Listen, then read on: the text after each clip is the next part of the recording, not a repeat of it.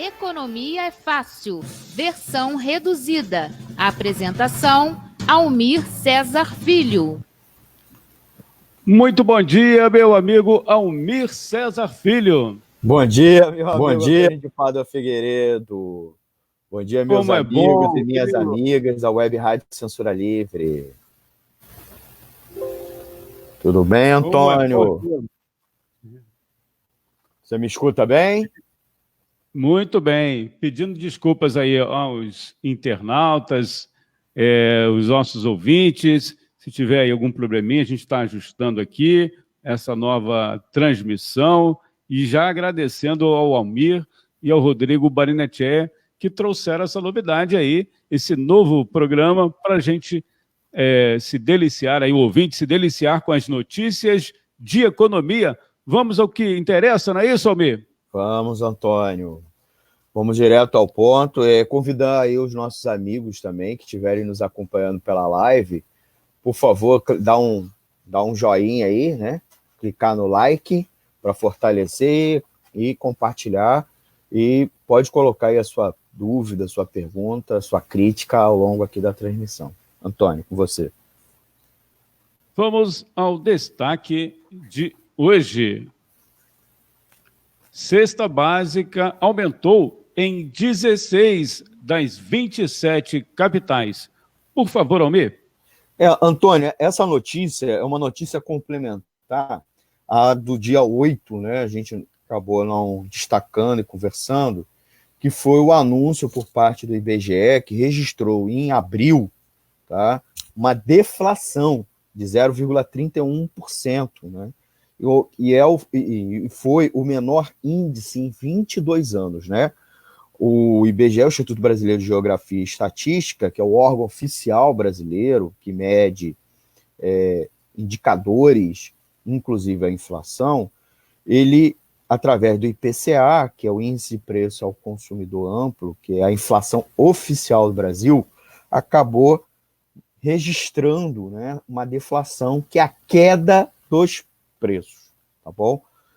Aí vocês vão me perguntar, poxa, durante agora a pandemia de Covid, boa parte do público deve ter percebido uma alta de vários preços, né? Uma alta de muitos preços, principalmente no mercado.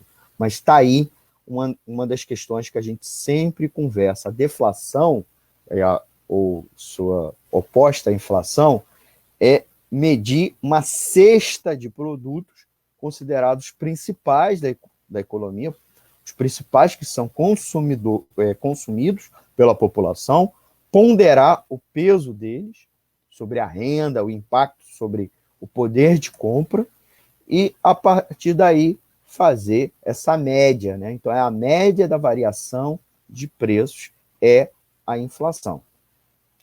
A deflação foi puxada por uma queda de 9,59% dos combustíveis. Então, o preço dos combustíveis caiu bastante, quase 10%, caiu 10%, e aí puxou para baixo o IPCA, tá bom? Né? Nós também tivemos uma série de outros grupos de preços, que é o amontoado de preços do total dessa cesta, que também registrou queda, né? Muito também puxado pela própria queda dos combustíveis. O grupo transporte teve uma queda de 2,66%. Nós também tivemos aí uma queda de vários outros produtos, e isso, como eu disse, puxou a inflação para baixo, né, registrando um valor negativo de 0,31%. Aí vocês podem estar me questionando, poxa, mas a chamada não era a deflação. Sim, porque o que mais impacta na nossa vida não foi a deflação, né? E sim o aumento da cesta básica. E aí a cesta básica, dentro dessa cesta de preços, é aquela que tem um maior impacto no nosso dia a dia, ainda mais agora no período de pandemia, que as pessoas foram ao supermercado, estão consumindo diretamente os alimentos. Uma parcela dos alimentos nossos na vida normal a gente consumia na rua, né? Na padaria, no restaurante, e nos refeitórios, seja da escola, da universidade, seja do trabalho, só que agora a gente está consumindo, adquirindo eles diretamente. E a cesta básica, não é só os alimentos, né, tem itens de higiene pessoal, etc., mas os alimentos são os mais importantes. E a cesta básica registrou, né, uma alta em 16 das 27 capitais brasileiras, né? Em abril, também, foi registrado que o tempo médio necessário para adquirir os produtos da cesta básica foi de 101 horas e 44 minutos. Essa é uma outra forma da gente encarar os preços, que é o quanto você gasta de trabalho para gerar renda e, consequentemente, adquiri-los.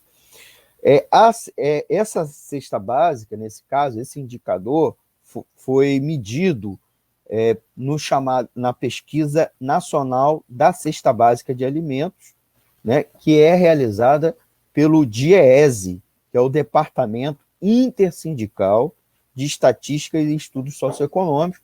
Não é um órgão oficial, não é um órgão do governo federal, estadual, municipal, como ele próprio diz no seu título, é um departamento intersindical, ele é mantido pelos sindicatos, né, um consórcio de sindicatos, embora tenha, inclusive, um convênio com o IBGE e meça para o IBGE alguns dados importantes, incluindo o da cesta básica, medida aí pelo pela Pesquisa Nacional de Cesta Básica. O DIEESE fez uma tomada especial, né, devido à pandemia de coronavírus, e indicou que os preços do conjunto de alimentos básicos aumentaram em 16 capitais, como eu já disse. Apesar da tomada apresentar diferença em relação à metodologia original do levantamento, indicou tendência de alta no valor da cesta básica, né? Não deu para, obviamente, fazer a tomada de preço, a pesquisa de preço, de maneira como ela vinha fazendo convencionalmente. Eles fizeram de uma outra forma.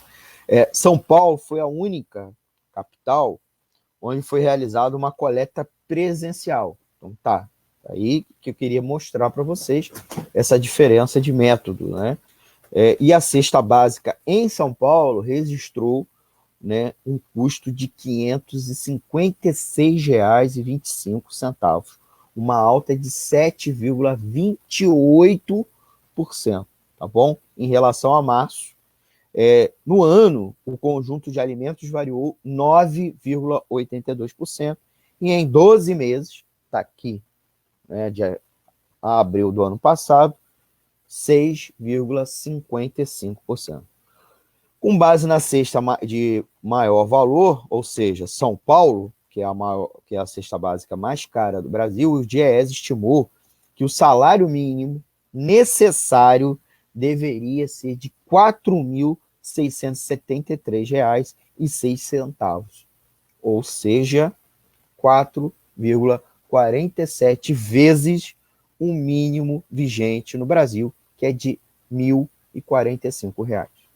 Tá? Então, como a lei determina que o salário mínimo deve comprar uma cesta de produtos que inclui aluguel, né, pagar o aluguel, pagar a energia elétrica, né, pagar impostos, pagar transporte, para 4 pessoas, não apenas para uma, para 4, né, que seria uma pessoa e mais 3 dependentes, o salário mínimo não cumpre o valor fixado, não cumpre o que a lei que criou o próprio salário mínimo. Tá? Então, essa é um dos elementos importantes da análise e mostrar para vocês o problema das contradições brasileiras em torno da questão do salário mínimo. Tá?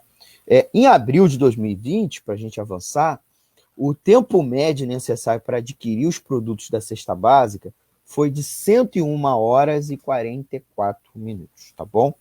Quando se compara o custo da cesta e o salário mínimo líquido, ou seja, já com os descontos referentes à Previdência Social, por exemplo, né, alterado para 7,5% com a reforma da Previdência, isso para a alíquota mais baixa, que não existia antes da reforma, era 8%, e passa a vigorar essa alíquota mais baixa realmente para os salários mais baixos, lembrando que com a reforma da Previdência você criou muitas outras alíquotas, né, e oneraram bastante os trabalhadores com um salário um pouco maior, né? Nesse caso, o salário líquido, né, já com desconto de 7,5% a partir de março de 2020, verificou-se que o trabalho remunerado pelo piso nacional comprometeu em abril, em média, metade da jornada para comprar os alimentos básicos. Então, você com salário mínimo de R$ 1.005, para pagar a cesta básica, você praticamente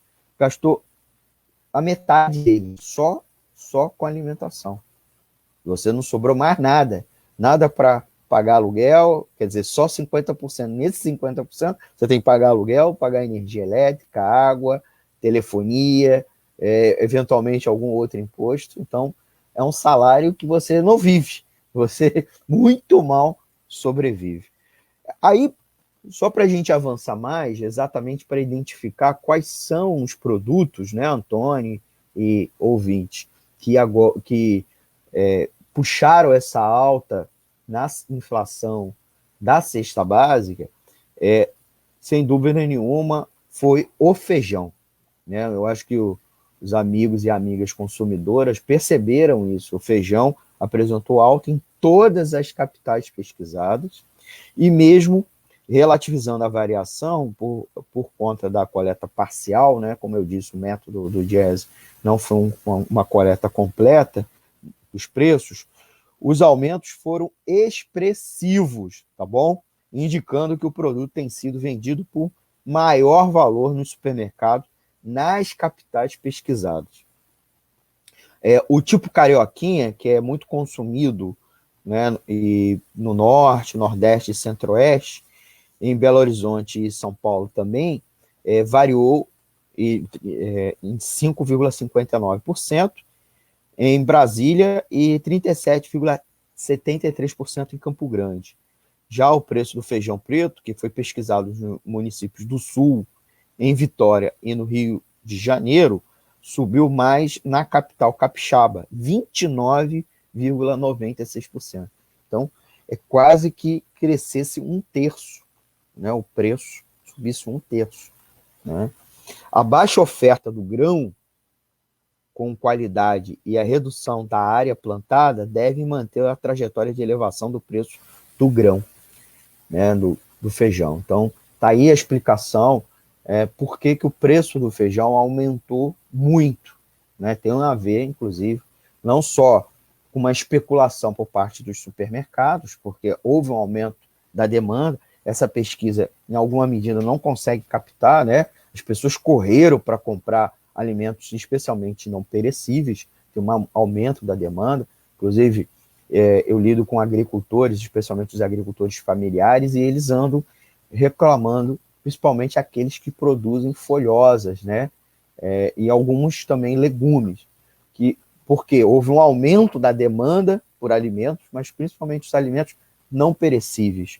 Já os alimentos com uma perecibilidade maior estão tendo, inclusive, dificuldade de serem escoados. Né? O produtor está jogando fora, porque não estão indo, né, os atravessadores, os atacadistas não estão indo lá buscar, né? Os supermercados não estão querendo, não estão priorizando na venda, e esses agricultores estão passando por necessidade.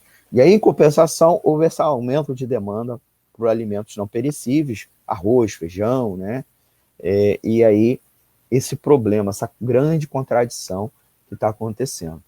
O Brasil também, nos últimos anos, vem sucessivamente reduzindo a área plantada do feijão. Né? Os próprios censos agropecuários, que são a cada 10 anos, vêm registrando, nos últimos 3 censos, uma queda na área de plantação de feijão. E é importante colocar que o feijão é principalmente plantado pelos agricultores familiares. Né? Então, uma forma da gente remediar esse problema era melhorar, fortalecer a agricultura familiar, né? Inclusive fazer a reforma agrária. porque iria permitir uma melhor distribuição de terras no país, aumentando o contingente, inclusive, de agricultores familiares, e aí a propensão, o potencial de produção desse gênero alimentício. Tá? Por fim, a gente já indo para a reta final, né? O leite apresentou uma elevação do valor em 15 cidades. Por causa da pandemia, os preços foram coletados majoritariamente em padarias, onde realizar a pesquisa por telefone foi mais fácil, tá bom? E onde o valor da comercialização tende a ser maior do que nos supermercados, tá bom? A alta registrada, no entanto, tem grande relação com a redução da oferta do produto devido à entre-safra, é importante a gente registrar, né? Entre-safra é aquele período entre as duas safras, onde a produção diminui, tá?